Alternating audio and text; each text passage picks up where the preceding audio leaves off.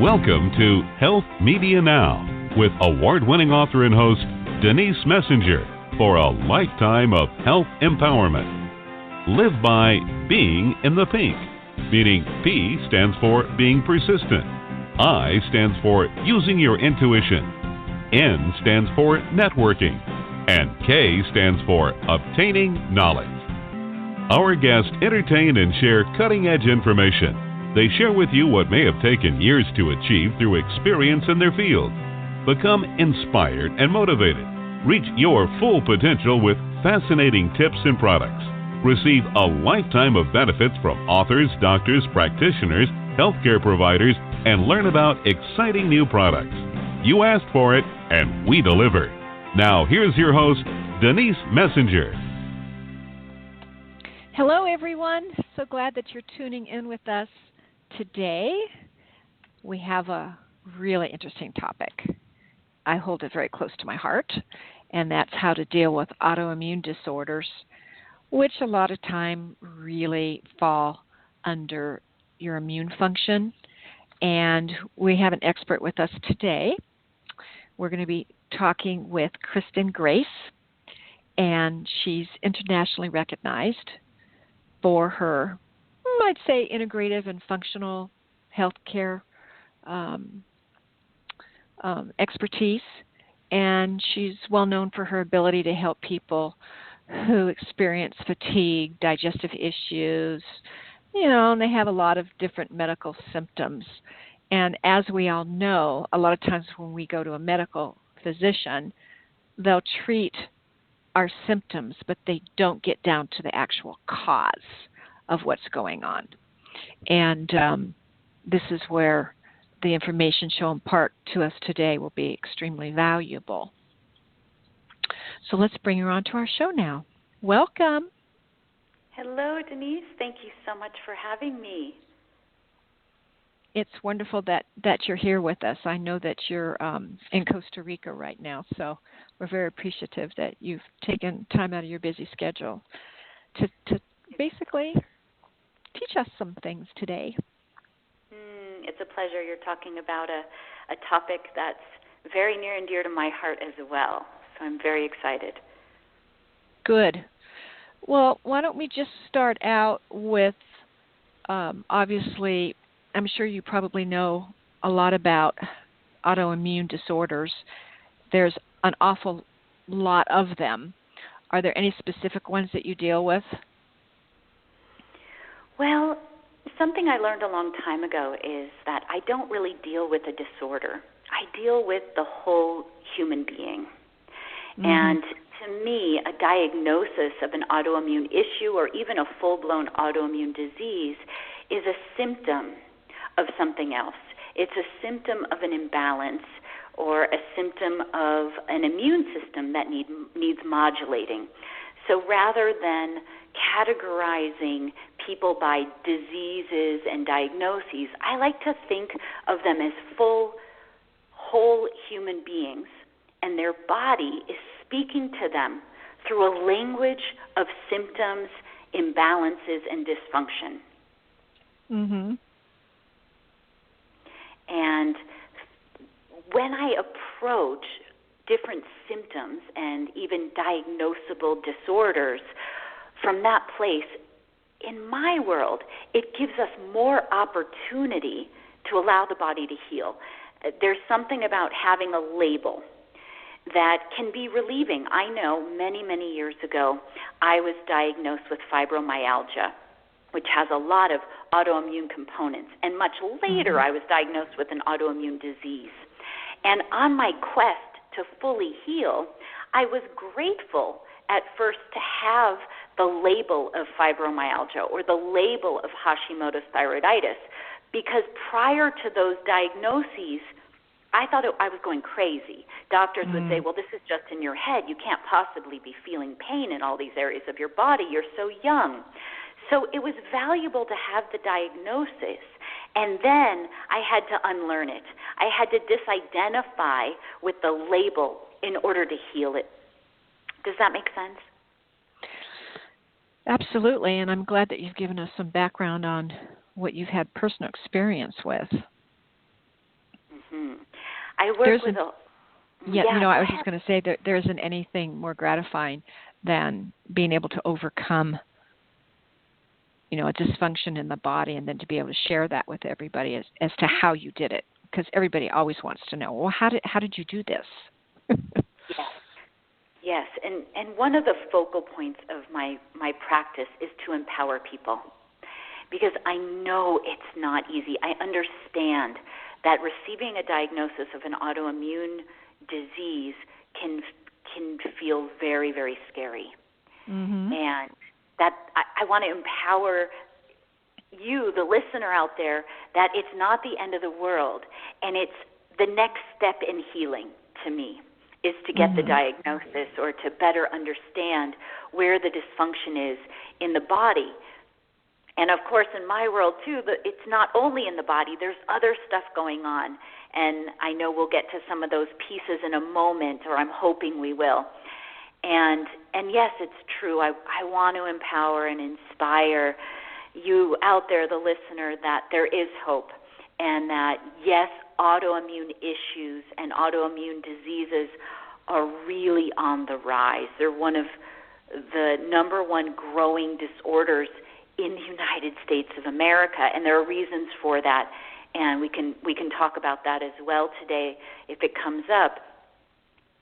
For myself, I believe we are all individuals, and there's not a cookbook, cookie-cutter protocol for each autoimmune disease, and that everyone needs to be treated as an individual because their biochemistry is unique, their lifestyle, the way they think about things, their reactions, their old programming or reactive patterns are all unique to them, their situation. And I like to address all of that. To me, that helps bring about quicker healing and even curing. Mm-hmm. So where do you start? Right. I'm so glad you asked that question. It can be a little different for everyone, but let me give you where I went with it and how I help the patients I'm working with make that decision together as a team. Okay. So for myself, I was on the quest for answers because I wasn't getting them from my regular doctors and my naturopaths. Everyone was doing the very best they could with the tools they had. And I wasn't getting the answers I really believe I deserve, and I believe that everyone deserves, really understanding what's going on inside the body. That's step one. And to me, in my world, the modality I love best is functional blood chemistry analysis for just this reason. Denise, would it be okay if I explain what that is? Mm-hmm. Go ahead. So functional blood chemistry analysis is a very unique way of ordering and interpreting a lab, your biomarkers, getting your blood drawn. It's very unique because our reference ranges are different. Currently, when you look at a lab, the reference ranges on the right-hand side come from a really interesting place. Denise, do you know where they come from? Have you ever heard this? No. Okay. Oh, I'm so excited to share this because this was a huge eye-opener for me, and I hope it is for everyone listening. So what happens is every couple of years, every year, tens of thousands, even millions of people get sick. They go to their really good intentioned and knowledgeable physician, and they say, hey, I'm sick. And the doctor says, okay, let's get your labs done, and let's see what's going on. So they go to the lab, they get their blood draw. They may only get like 10 to 30 markers checked, which is it's a standard of care right now in the Western medical model of medicine. Not bad. CBC. It's just incomplete. Yes, the CBC. Exactly. A CBC, maybe they'll check iron, maybe they'll check your TSH, maybe they'll check vitamin D if you've got a doctor who's really on top of it. Now, those reference ranges, when your doctor's interpreting your lab and they say, oh, you're within normal range, those have come from averaging all of those sick people's labs. Now, of course, every once in a while you get a healthy person going in for a standard lab, but the majority of those labs are performed on people who don't feel well. And that's what we're basing our reference ranges on. So when you fall within normal, your doctor says everything's fine, that's actually based on a very large population of ill people. To me, that's not necessarily the best marker of health.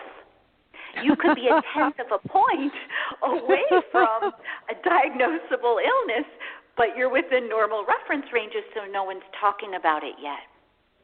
Oh, my gosh. Right? I was blown away when I learned about this. So as I began studying functional medicine, functional healthcare, functional blood chemistry analysis, our reference ranges are much tighter. And we look for patterns, not just one marker to tell us everything that's going on. We see patterns. It's as if I'm looking at a giant 10,000-piece puzzle, and I'm putting all these little puzzle pieces together to see the internal health picture that you're showing me. Mm-hmm. As our reference ranges are tighter, I can find things 5 to 10 years before someone may have a symptom or a diagnosable disorder. That is real prevention, and it can help us get to the root of pesky symptoms. So that's one place to start, is to be empowered and know what's going on the inside of your body. I like to see almost 70 markers is my standard, plus a urinalysis, and it gives me a lot of direction. It takes the guesswork out of healthcare. Now, what is the test called that you use for the functional blood chemistry analysis? Well, my name for it is the full panel, but if you said I want a full panel to another doctor, it's very subjective. That could be 10 markers or 20 markers. So it's not that the labs each name it a different thing. So when I'm looking at a lab or I'm talking to another physician, I love to work in teams with people and other doctors, and we're talking about ordering labs and interpreting them for patients. I'm explaining all these different markers I want to see, and sometimes they're piecemealed out, sometimes they're all together. When I'm ordering under certain physicians, I have a certain grouping of them, and I can get them all done more efficiently and usually at a more affordable price because of how I'm working with other doctors, and that's how I do it. Okay, so you answered my question in that you still have blood work done through the traditional labs, the traditional blood labs. Depending on where you are, yes, you would still go to, say, a LabCorp, and you would still get your blood drawn there, but I would be helping create the requisition, so I would be helping order it, or I can talk to your doctor. One of the challenges is with some doctors and insurance plans is they don't pay for it. It's too preventative. Right. I want to see too much that is outside the standard of care, and so then I order things. I gotcha. Yeah, it's really interesting because I recently just had my blood sent to a company called SpectraCell. Oh yes, I'm very familiar with them. Great. So they're going to be running different panels. Yeah. That's why I was curious how you go about it, because that's just one company. I've had them through other companies are a little too. Different. Yeah, exactly. There are other companies. The lab I'm working with uses LabCorp as their draw centers, and they're all over the place. And people would have to make sure that they have all the markers that I prefer. Now, if someone doesn't have access to that, or they can't afford all the markers, usually even with the 10, 20, or 30, I can give people a lot of information and tips, just not the full picture. For example, I just looked at someone's lab yesterday, and they probably only had about 20 markers. And they didn't have a full thyroid panel, which is imperative. It's 10 full markers. I feel it's very, very important to understanding a lot of what's going on in the body's metabolism and endocrine system. And they had about 20 markers, and I I gave her a full page of what I saw going on just with those 20 markers. There were signs of insulin resistance. She clearly had a thyroid issue. I just didn't know exactly what because a full panel wasn't done. I could identify one kind of anemia with her called megaloblastic anemia, which could be connected to genetics or digestion.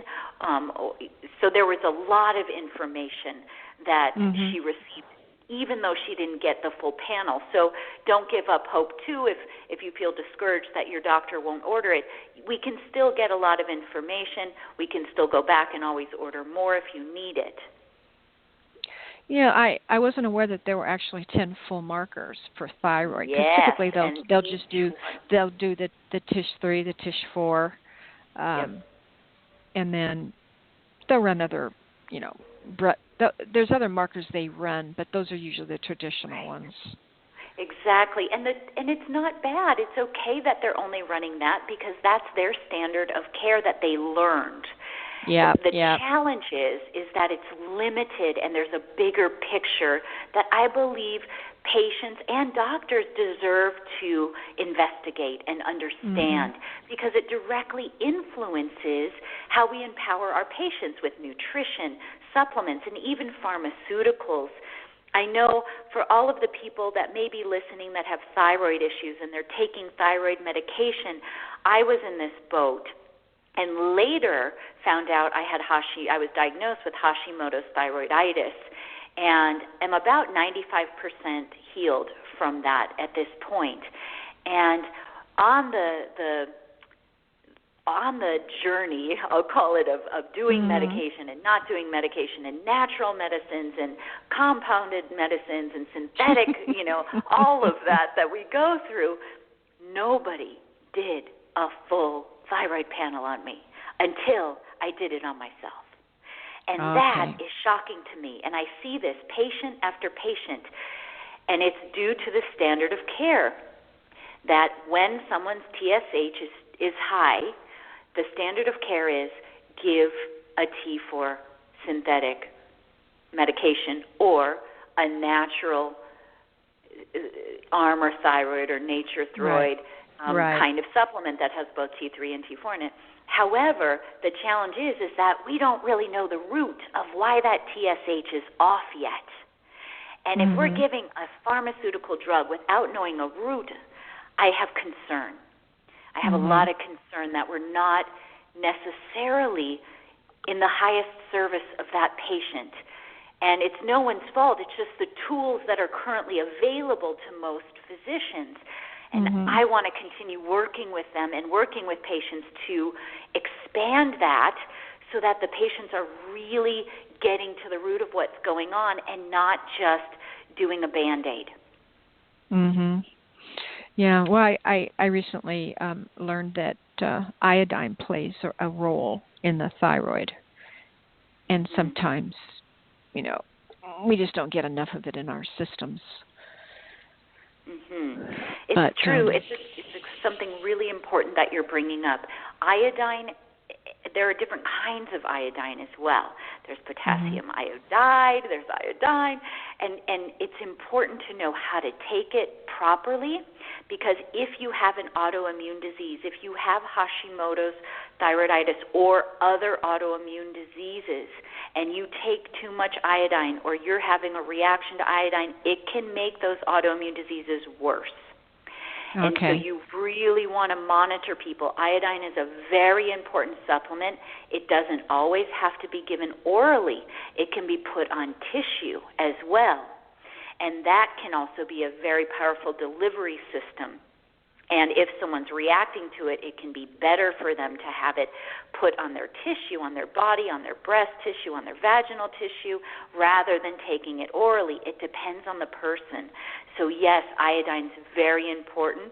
And again, everyone's an individual, and we need to look at the whole picture before we just go out and start taking supplements because we can get ourselves in trouble. Oh, very much so. Very much so. I totally agree with you. Well, let's talk about your 8 blocks to healing. Okay, great. Well, this really ties in to autoimmune issues. And the reason being is that there is something that has happened inside the body to cause the immune system to go berserk or to be dysfunctional and out of balance. And there are factors. Nutrition is a factor. If people are eating foods that they may be sensitive to and unaware that they're sensitive, you can have biochemical sensitivities and reactions to food. Your immune system can react to food and you not know it. It doesn't mean you get a stuffy nose. It doesn't mean you break out in hives. Or it may not even show on an allergy skin test because that's only testing a histamine response to a food or an environmental trigger. So something is going awry. It can be food. It can also be chemicals. You can develop something called body burden, and this is where the 8 blocks of healing can come in. So body burden is when we accumulate things in our bodies that push it over the edge of being balanced and in fluctuating homeostasis, I call it, right? It's never static. Health is not static. There's fluctuations and change and accommodations and integration, and it's important to have those things. But when we're pushed over the edge, we start getting symptoms and getting sick, and body burden can be part of that. So there are chemicals in our environment, in our foods, in our body care products. If we're wearing perfume, we're wearing hundreds of potentially toxic neurochemicals. It can be in our bedding if we have wrinkle-free or fire-retardant sheets. It can be in new paint or new carpeting or the sealant over tile. It can also be emotional stress. It could be from a car accident, and there's a physical trauma. So some of these things are part of our 8 blocks to healing, and I'll list them all out, but I want to fully explain body burden first. So body burden is, I liken it, let me give you an analogy. I'll paint a picture for you. We're all born. My very good friend, Vanessa Morgan, who was one of my first teachers of homeopathy, taught me about this analogy. She said we're all born with a standard issue backpack. Just imagine, it's an imaginary backpack. And when we're first born, they give us vaccinations, and that gets stored in our tissue. That goes into our backpack.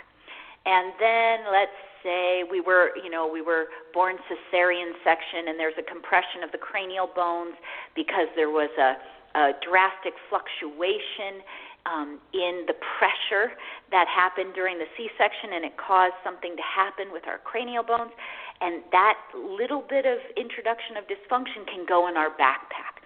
And then let's say we get really sick when we're 2 and we get the flu, and our mom thinks they're doing a really good job by giving us antibiotics and lots of baby Tylenol, and in a way the immune system wasn't allowed to do its job. Well, that goes in the backpack.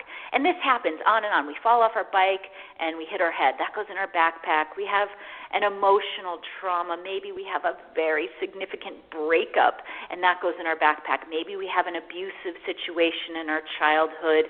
That goes in our backpack. Pretty soon, our backpack is really heavy. And then we get a dental, I know it's controversial, but we might get mercury in our mouth, or we might have an exposure to another chemical in our environment. Now our backpack's really overloaded. And our system, our bodies are made to survive. And so it keeps stuff in the backpack to keep us safe and to keep moving forward. We've got to keep growing up and functioning and breathing and our heart beating. And so we don't often deal with this burden in our energetic, I call it our energetic backpack. And eventually, over time, it wears on us, and it can push us over into immune dysfunction. So the 8 blocks to healing that come up often with people that have immune dysfunction, autoimmune issues, fibromyalgia, persistent symptoms are, the first one is scars. And scars in traditional Chinese medicine and Asian medicine usually fall over some kind of meridian, which is a channel of energy. It gets severed because of a surgery or because of a trauma, an injury. So scars can be a block. In neural therapy, which was discovered by the German physicians, we begin to clear the scars and down-regulate the autonomic nervous system, which can reconnect the meridian system and alleviate that as a burden in our backpack. The next potential block to healing are latent infections, parasites, Epstein-Barr virus, which comes from mono, herpes, infections that might be unresolved or latent. They're hidden in our system and they haven't been dealt with properly. Or Lyme, for example. If Lyme hasn't been dealt with properly, if Epstein-Barr wasn't really ever addressed, someone has a stressful situation, the Epstein-Barr flares its head, and now this person has chronic fatigue and they can't figure it out. That can be a block to healing. A third block to healing is unresolved trauma, car accidents, emotional abuse, sexual abuse, neglect. Surgery can be a kind of unresolved trauma. The nervous system can continue to tag the area of surgery as an unresolved trauma, and it can keep part of the nervous system in fight, flight, or freeze. Natural disasters can be an unresolved trauma. Violence can be an unresolved trauma. In our culture, I've found that people are more encouraged to deal with the trauma psychologically, and I love my therapists I work with. I love psychiatry and the psychologists, people who are really supporting the community through these disasters, through violence, through their own personal traumas and issues. And I believe we also need to move that into the physical body. We do a lot of head work, but we don't clear it from the physical body. And I believe that's a missing piece and can be a block to healing. Another block to healing, which can be controversial, are electromagnetic fields. Cell phones up against our heads, sitting in front of a computer for 8 hours a day, living next to a cell phone tower. There is more and more research about how electromagnetic fields actually alter our nervous system and how our immune systems work. So this can be a block to healing. Another block to healing are heavy metals. There are so many heavy metals and chemicals in our environment right now. There are thousands of new chemicals in the last 50 years that have been introduced and we are exposed to. There was a study done on the cord blood of newborn babies, and they were testing about 200 chemicals that has never been found. These chemicals have never been found in humans before, and they were suspicious. And some really good researchers did their homework, and they tested cord blood of about, I think it was 20 infants. So I understand this is new research and it's a small group. However, their findings are shocking and they merit more research. They really are driving, hopefully driving more research in this area, because they found that every single baby had more than 100 toxic chemicals found in that cord blood. That's shocking to me. These babies are coming into the world with a very heavy backpack already, and their underdeveloped immune systems and nervous systems cannot cope with that burden. So we're having all sorts of challenges and symptoms. The next potential block to healing are hidden food sensitivities. And I say hidden because they're not an anaphylactic reaction. Like you've probably heard of children who are very allergic to peanuts, and they have an EpiPen with their moms and next to them, and they can't be around it, or they have an instant reaction and they could die. That's an IgE, immunoglobulin reaction. It's very acute, it's sudden. But more often than not, food sensitivities, that's a true allergy. Food sensitivities are often hidden. And you may not have a reaction for 1 week, 2 weeks, even 3 weeks after eating a food. So if you have a banana on January 1st and you get a migraine on January 25th, you may not be linking it to that banana. And these hidden food sensitivities can be a block to healing because they continue to cause stress on your immune system. And there are tests for these. Now, I trust very few food sensitivity testing labs. I really like Cyrex Labs because the science is sound. I'm a bit of a science geek. I don't want to get too heady into the science of Cyrex Labs and their testing, but Array 10 and Array 4 cover incredible food sensitivities, raw and cooked foods, and the way they're testing it, the technology is unique, and it's not like other labs, and they're really, really valuable. Oh, that's great to know. Yeah.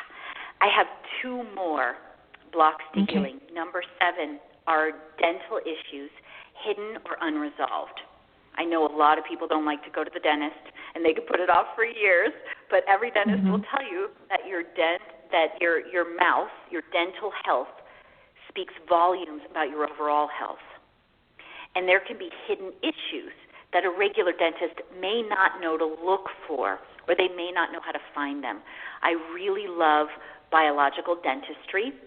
I also have my father-in-law is a traditional dentist. My sister-in-law is a traditional dentist. I love my dentist, and I love also working as a team with biological dentists. They help find gum pockets. They can help deal with root canals in a healthier way. They can deal with poorly done wisdom teeth extractions. There's a great book called The Root Canal Cover-Up that's written by a dentist that talks about some of the blocks to healing of having a root canal, and that can, hidden gum pockets. I just talked to someone who has gum pockets. It's a latent infection. This is a block to healing. The final block to healing are subconscious patterns or beliefs. So what we've learned from psychoneurobiology and psychiatry is that the unconscious is incredibly powerful. People who are working with Erickson hypnotherapy, for example, they understand the power of our unconscious mind, and it rules about 95% of our world at any given time. It's almost like we're running on autopilot, Denise. Yeah, and I know I've had this experience. Have you had that experience where you're driving? Sure. And all of a sudden, a couple gone. miles have gone by? Right. Our unconscious how did I get here? is powerful. Yes. I remember how I got there. Right. Well, it happens in our life.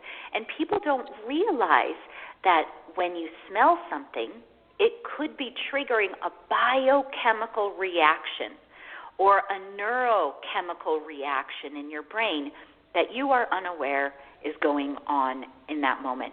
If you see a certain color, if you hear a sound, have you ever walked into a baker and they happen to be baking a kind of cookie that your grandmother used to bake, and you're instantly brought back to that memory? That's the unconscious working. It's associated a particular smell, and you might even feel warm and fuzzy and miss your grandmother. It actually brings about an emotional response at times. Have you ever had anything like that happen? Sure, of course. Right, we all have, right? And that's our unconscious. Well, our unconscious also reacts to protect us. So there are strategies. We have mechanisms that are built into our being to keep us safe.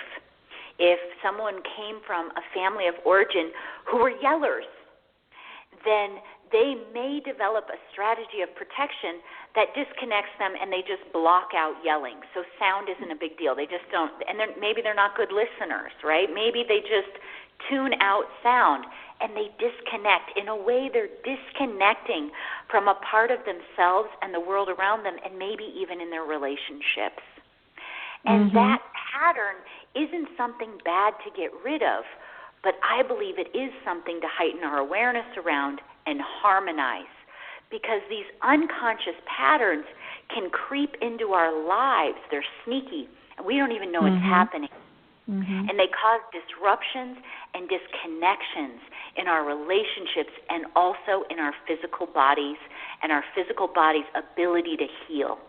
So dealing with that, one of my favorite modalities by my very dear friend and Hay House author, Dr. Darren Weissman, is the Lifeline technique, and it's brilliant for working with these unconscious patterns, as well as my dear friend Paul Edge has worked with Erickson hypnotherapy, and he's created this incredible system to help people resolve these unconscious patterns that might be interrupting them, but they're in their shadow. We don't see them. They're in the background. We're not sure what they are. Both of those modalities and people are great at helping resolve them. And I know Dr. Darren Weissman has taught hundreds and hundreds of certified Lifeline practitioners, and they're easy to find.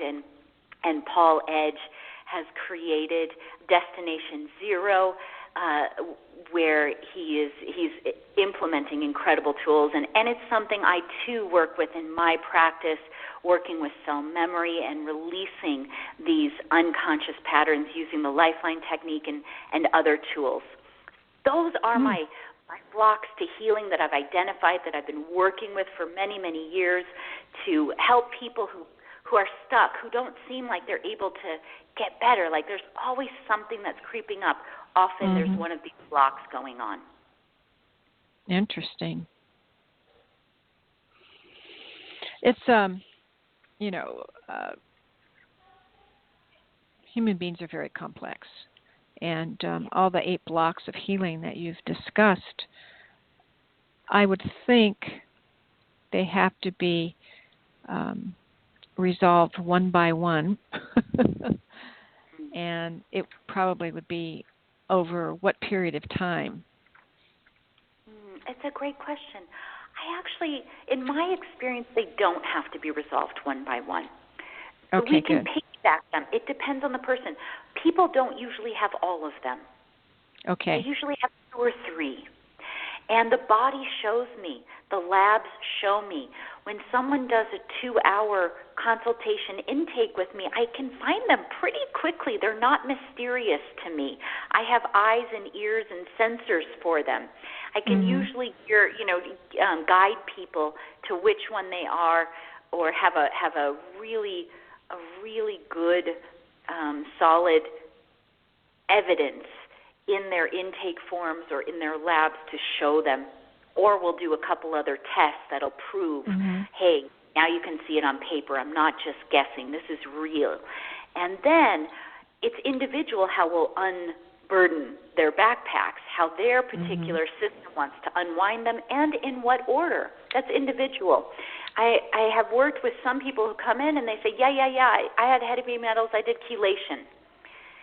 Or I had candida, I had to get rid of the candida, and and it just keeps coming back. Well, it's often because of heavy metals.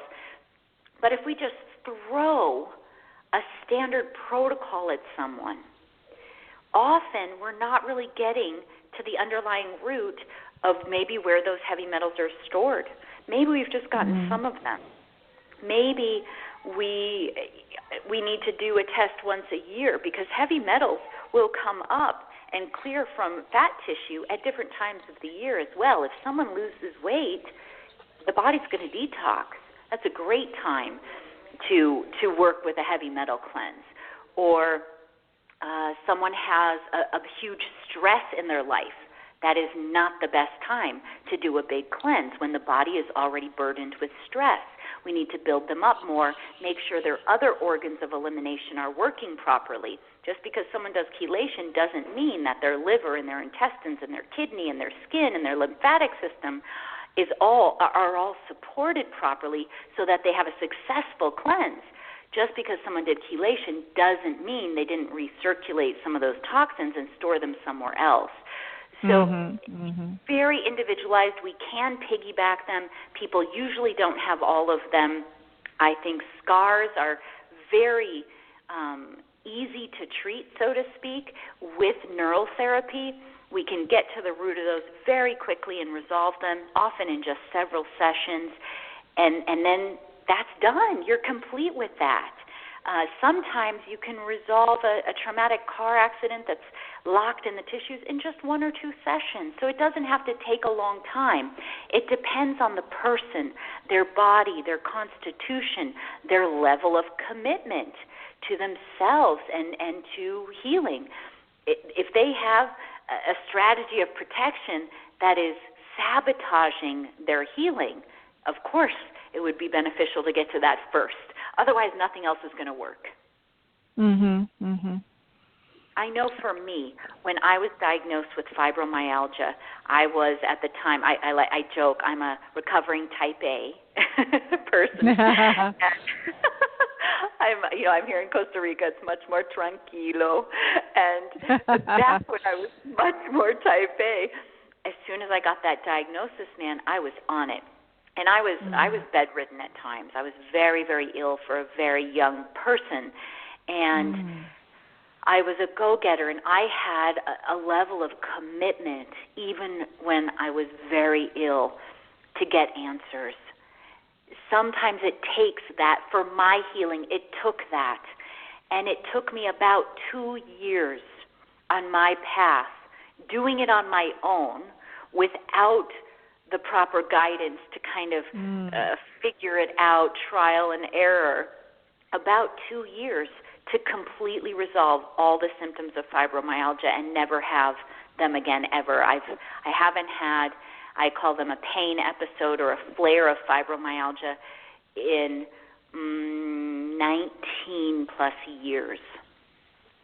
And that showed me I removed the blocks to healing that contributed to the body burden that was part of the picture of my body expressing itself with those symptoms of fibromyalgia. Someone else, it might be 6 months or a year. It's very individual. It doesn't have to take a long time. How do you handle the latent viruses and the infections that go on in people's bodies that are blocking their healing? How do you do that? Well, it does depend on the virus. And so I would be running some tests. I have some tests that I run through Cyrex Lab that would show me if you have antibodies built in your system toward certain kinds of bacteria, viruses, fungi, parasites.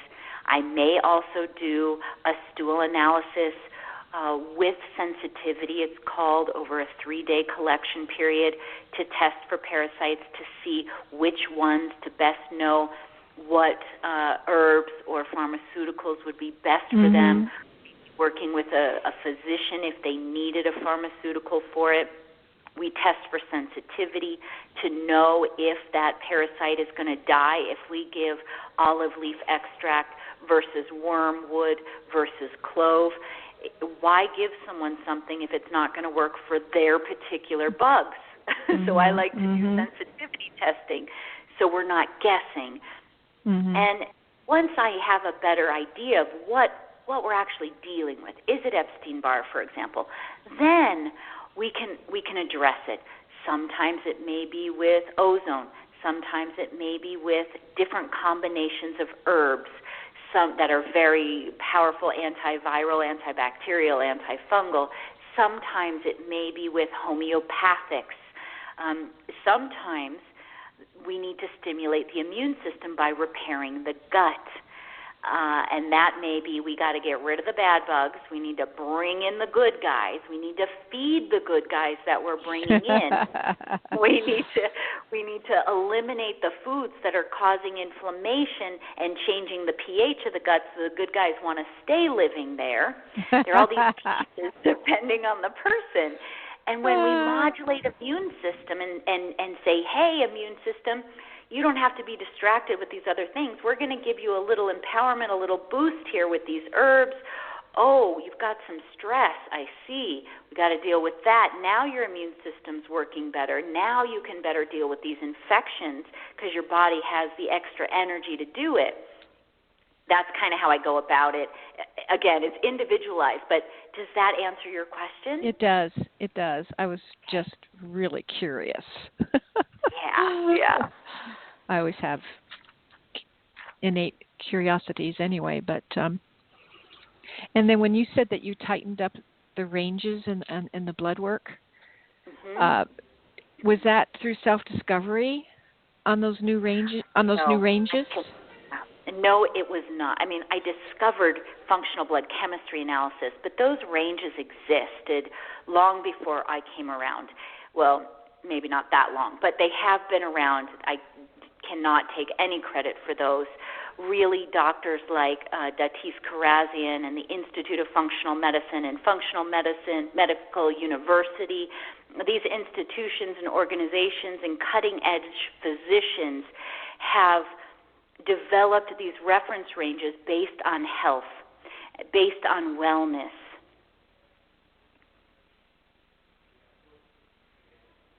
That's really interesting. Yeah, I'm glad that you had those. exciting. I'm glad that you had those sources. Those sources to get them. Yes, me too. And it's so important. I hope more and more people can have access to them. There are very few doctors using them and doing really comprehensive labs and analysis. And it's just a limitation of the system, really. I know it. I think doctors really want to help. Patients really want the info, and sometimes it's hard to access it. It's many people I speak with have never heard of functional blood chemistry and analysis or functional health care.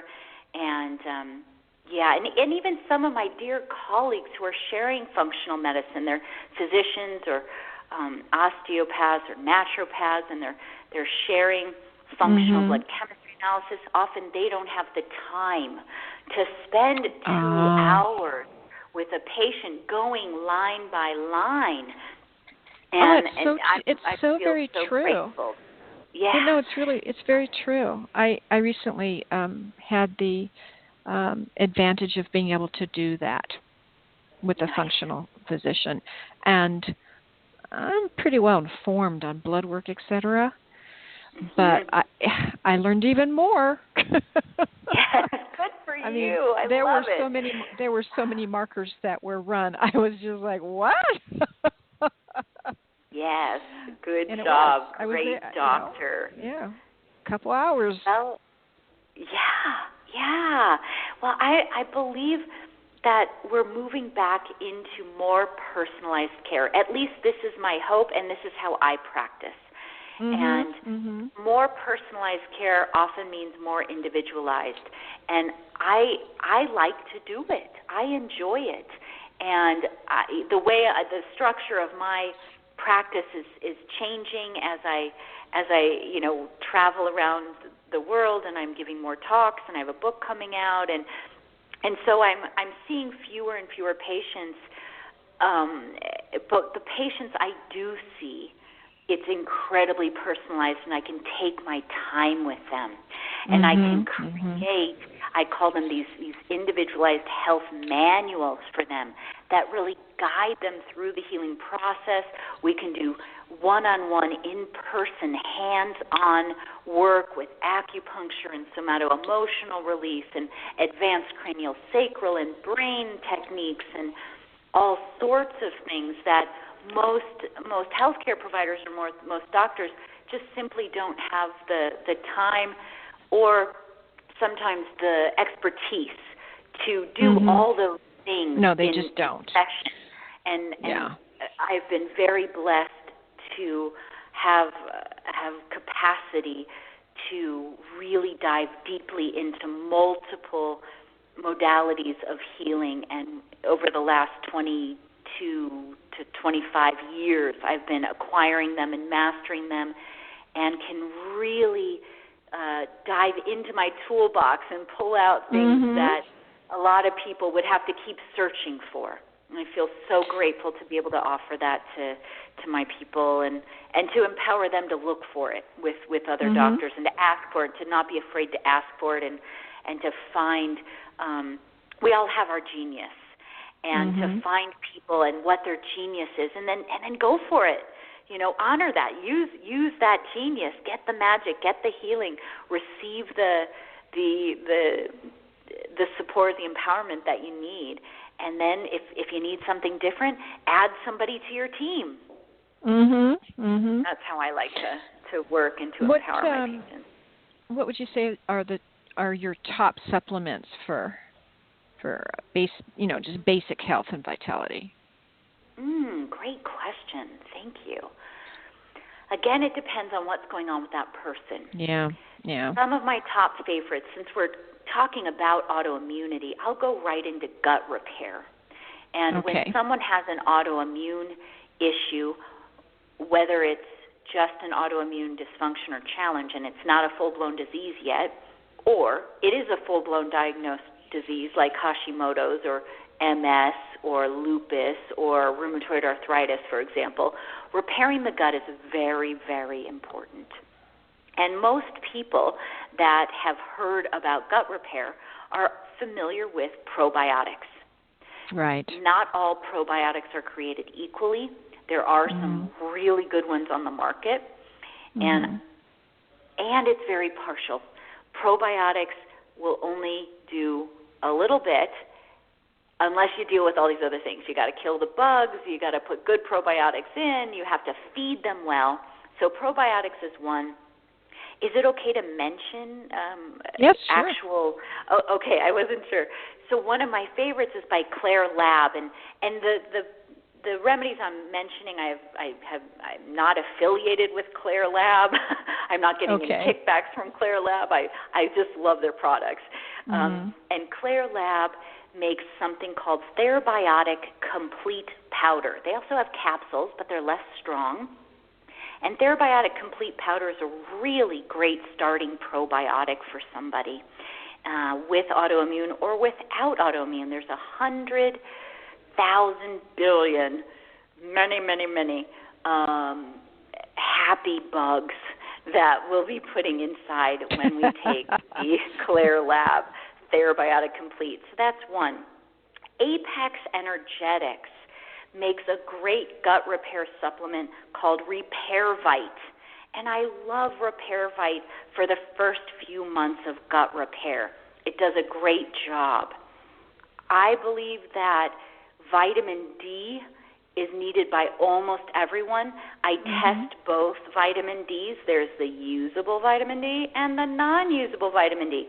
I test for both on labs, and I write a blog about it that you can read about on my website, all about vitamin D and why we're not getting enough from the sun. We could probably, Denise, talk another hour just on that. Right. But right. I like vitamin D that is a liquid and emulsified in a healthy oil. I avoid the soy, the corn oils, and I like the MCT oils better, or olive oil. Great if it has a little vitamin K in it as well, K2. And Apex also makes a really nice vitamin D. It's called Liquid D. That's another one for general health I think most people are deficient in. Yes, I also have mm-hmm. seen, I've also seen in labs people need a lot more omega-3s. There's some debate about 3, 6s, and 9s and certain combinations, and I tend to stick with just the 3s. I think people are getting a lot of the 6 and 9s, and if you get them out of balance, out of ratio with the 3s, then you get inflammation. So I like omega-3s for my people. I love Nordic Naturals. I think they make great omegas. There's Pro Omega product they make, or just omega-3 that they make. They have liquid, they have capsules. I think this is a basic for most people in the United States. We're just not getting enough omega-3s. The next one I would say would be CBD oil. which doesn't have THC or active THC in it. It might have, 0.01%, which helps it get activated. Mm-hmm. And it's so anti-inflammatory. It works with a certain kind of inflammation in your body. So not all kinds of inflammation are addressed with CBD, but some are, and often the ones that are triggered with autoimmune issues are. Next, have you found anything for high cholesterol, to bring down high cholesterol? Oh, I love it. Yeah. Let me tell you my secrets for high cholesterol. Okay. First of all, high cholesterol is often an insulin resistance issue. It's often not a true cholesterol issue. Okay. And many doctors and patients are confused by this. Mm-hmm. And I like to inform readers I'm not a big conspiracy theorist. And if you look at history, our previous standards for cholesterol on a lab were 400. That was the standard reference range. As long as you were below 400, you were fine. Mm-hmm. I am not against pharmaceuticals. I think they have a place. And when the statins came on the market, that reference range dropped to 200. And so now the standard of care in Western medicine, if anyone is above 200, the standard of care is to put them on a statin. Oh, my gosh.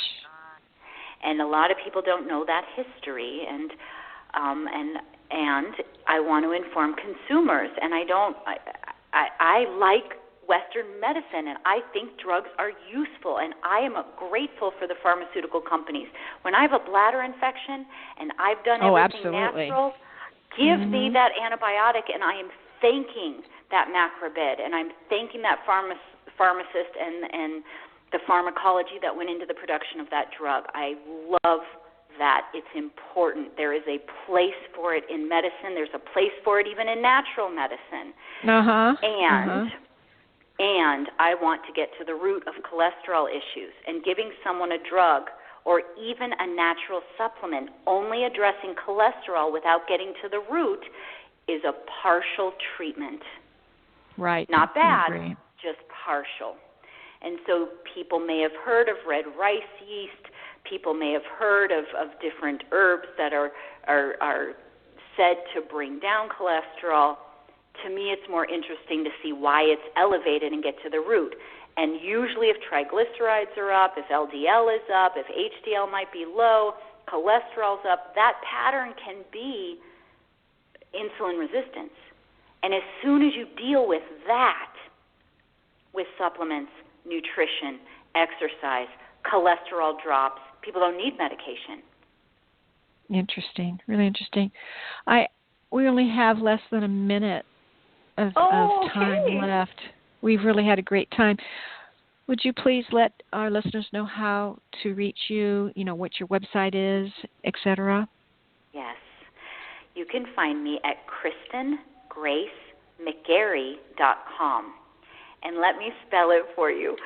KristenGraceMcGarry.com.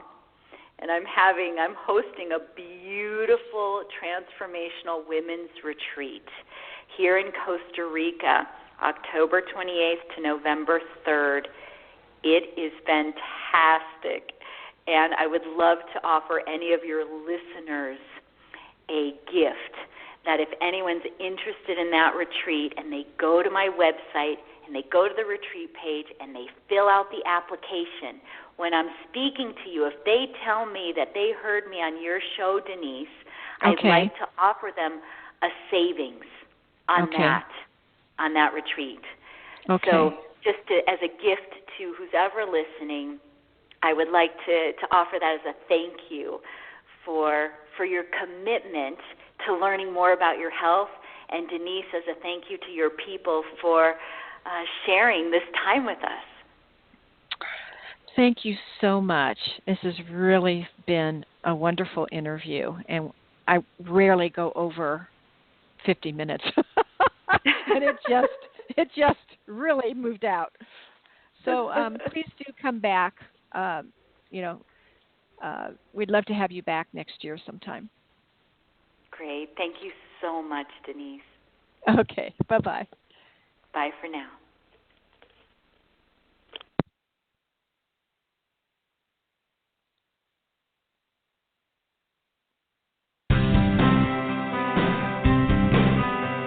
We celebrate our listeners worldwide and invite you to contact Denise at www.healthmedianow.com with any questions you may have, and follow her on Twitter at Health Media Now and Facebook at Health Media Now. For those interested in an advertising campaign on her show, contact Lisa at KnowledgeWorksPub.com. Be sure to visit GotCancerNowWhat.com for information on Denise Messenger's award-winning book, Got Cancer? Now What?